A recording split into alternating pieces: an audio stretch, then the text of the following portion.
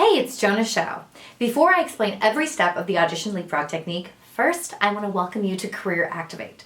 Our mission is to empower you with the techniques, tools, and resources so that you can be getting the acting opportunities, make a big impact through your work, and make a healthy living doing so. Years ago, I did so many casting director workshops. I went through agent after agent trying to get auditions, and I barely auditioned, and acting was a very expensive hobby, and I was broke.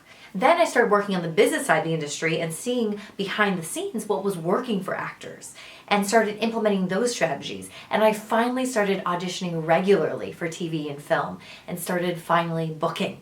Hooray! How would you like to audition for more roles and larger roles regardless of your credits? The strategies in this video for getting more auditions and for larger roles was passed along to me by a manager friend who had both veteran as well as developmental actors on his roster. This is how he was able to get his developmental actors, or aka those newer actors, auditions more often and to also read for larger roles, even if they had very few or no credits whatsoever. So these exact steps I'm about to walk you through are exactly what elite client Yvonne Snot-Jones used to book Code Black as well as a Hallmark Channel movie. So I'm going to walk you through this process, and it applies whether you're auditioning in person, virtually, or via self-tape. So the first step in this 5-step system is to get an audition for the smaller role. This can happen through self-submitting, your rep submitting you, or even a connection of yours getting in. We love talking about networking.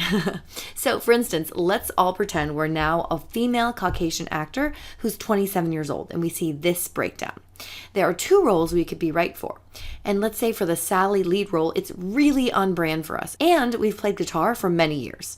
Now we really want to audition for the lead, but the competition may be much stiffer to get that audition. So here's what my manager friend did with his developmental actors and what you can do for yourself. Ideally, you and your reps only want to pitch or submit on one role, because if your headshot pops up among submitted actors for multiple roles on the same project, this inundates the casting director, and you may be spaghetti flinging, where you're communicating that you're perfect for all these different types of roles, which makes it seem like you aren't perfect for any of them. So you lose credibility. Or maybe you and your reps have been submitting you on many projects, but since you guys have been submitting you on larger roles, that may hurt your audition numbers if you don't already have a lot of credits. So if you're having a hard time getting auditions for those larger roles, you could shift to submitting more for smaller roles, where there's less submissions for that role and the actors you're competing against have fewer credits in general than the actors being submitted for the lead roles. And this easy shift can already lead to you getting more auditions. So you want to get your foot in the door first. So even though we want to audition for the lead role, instead maybe we submit for Drunk Angry Woman, and then you'll see how you get the audition for the lead role in just a moment. Now, what I'm about to share must be done under this principle, what Gary Marsh, founder of Breakdown Services, calls aggressiveness with grace. For a lot of the marketing, agent outreach, networking, and other strategies we share at Career Activate, we find this principle to be very important. So one way you or your reps can submit you is from the bottom up when submitting for roles on the breakdowns, for instance on Actors Access, Breakdown Express, Casting Networks, etc. Most actors and most reps submit from the top down, where they prioritize submitting for the larger roles. Now, there's a greater chance of you getting called in for that smaller role, which is usually towards the bottom of the breakdowns. Usually the top of the breakdowns are for the lead roles and series regular roles. And that's where a lot of actors and reps are focusing on getting actors in the room for. So the competition is tougher for those larger roles, especially if you don't have a lot of credits. It's much easier to get called in for the smaller role. So the strategy can also be used if you keep getting called in for smaller roles, but you want to be auditioning for those larger roles. So step 2 is that submitting from the bottom up. So let's say you got the audition for the Drunk Angry Woman. First, celebrate yourself. Woo! Because you got an audition, and there's so many actors who wish they could audition for this role on this awesome project. So then is step 3, which is to prepare auditions for both roles, the larger role and the smaller role.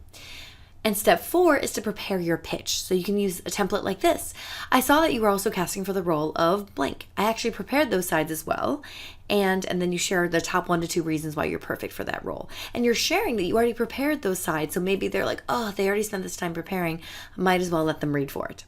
And then you ask, how open would you be to me reading for that role? So when you're in the room, whether it's virtually or in person, first, crush the audition, then you'll do that mini pitch for the larger role that you just scripted. So what's the harm in asking something like this? Hey, I saw you were also casting for the role of Sally. I actually prepared those sides as well, and I've played guitar for over 10 years. How open would you be to me reading that role? So this is exactly what my manager friend coaches his clients through saying in the audition room to ask to read for that larger role. But he only does that if he really feels that they're ready for it and right for it. And that the actor feels very confident in being able to do that larger role.